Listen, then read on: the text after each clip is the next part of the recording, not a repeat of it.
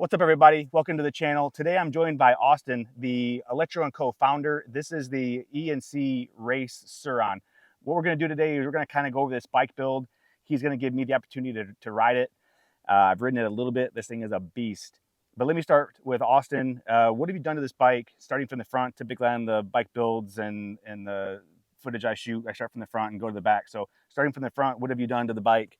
Sure. Actually, there's not as many mods on this bike as you might think. The Surron's a really good platform. The stock calipers, stock master cylinders, Okay. Surron stuff. We did change the rotors down here. Yep. Strictly for aesthetics. These are from Luna Cycles. They just look really cool. Yeah, they don't improve the performance at all. Not to my knowledge. They might say they do, but I didn't notice anything. Right.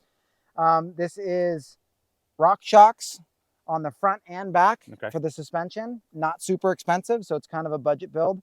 You could have went with like Fox 40s or something like that, but we felt that this was a good in-between. Yep. Bar clamps here instead of the traditional kind that can swivel around. Right. So that way if somebody takes a spill on the track, that they don't twist up their bars. Right. We have the Ron controller, which is the same exact controller that we run in our EMX 14 bikes, EMX 17s. That's the same thing that we run in all of our EMX kits. So you get the full EMX experience with the Surron. Here's an unreleased battery. We're going to be doing the stainless steel batteries for the Surrons. So the Electro and Co is going to be doing the batteries. That is correct. Oh, okay, cool. Can you tell me a little bit about the battery, like the chemistry of the battery, the size, the amp hours, and things like that? Sure. So this is a 72 volt, 32 amp hour. Okay. We're going to go up to 7230. Actually, we're going to go up to 40. So we're going to have a 7240 as well. It's a standard 21700 pack. Nice.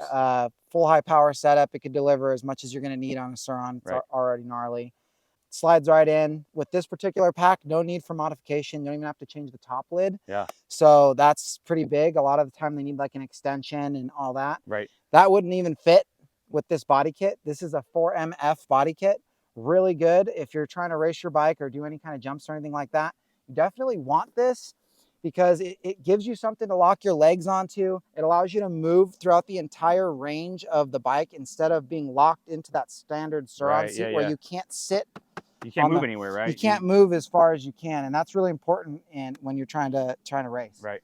Said rock shock in the back, and then lastly we have just some carbon fiber, boot guards just to keep the frame from getting scuffed up. So one question though, with the controller upgrade, the battery upgrade, you found that the motor from Surron, the way that it is adequate? Yeah, I personally think the Surron motor is really good the way that it is. Yeah.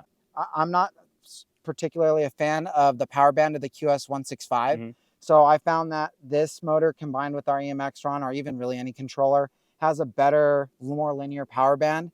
It's enough, it has enough heat threshold that if you're racing it or if you're, riding in normal trails and stuff like that, no problem. Maybe if you're trying to climb Mount Everest or something like that, you might want to consider maybe getting like a KO or something along those lines.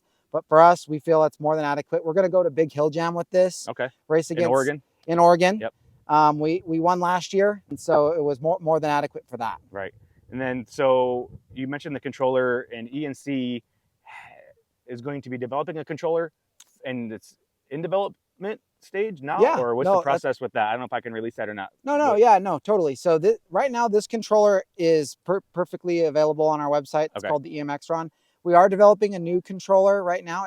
It's the big brother to the Cricket. Okay. So it's called the TrueMoto Zapper. It's much larger. It's up to 40 kilowatts. That's way more than a Surron can handle. It's actually a full motocross controller, but we've designed it to bolt right into a Surron, into a Talaria, into now the new RFN, and so on and so forth. Nice, very nice.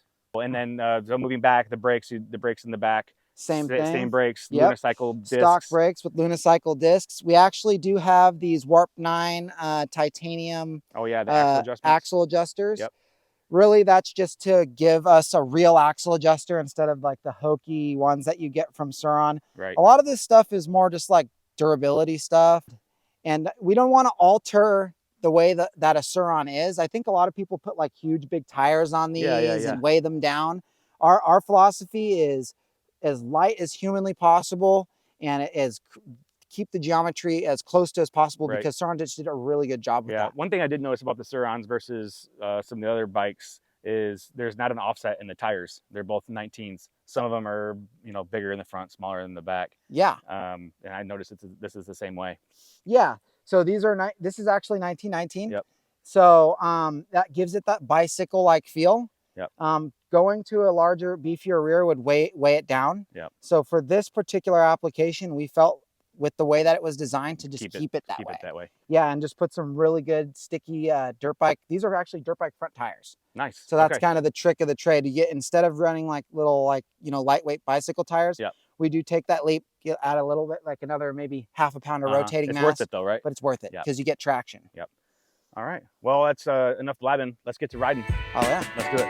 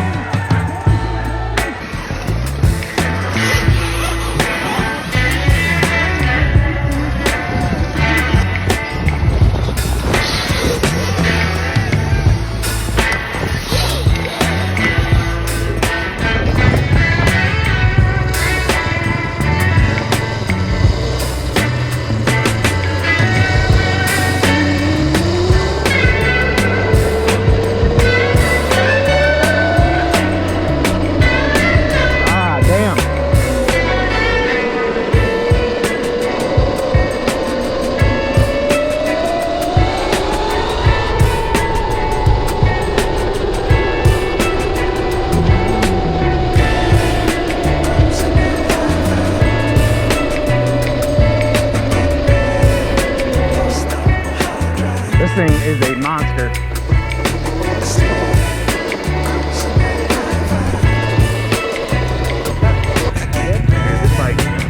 This bike rules, man.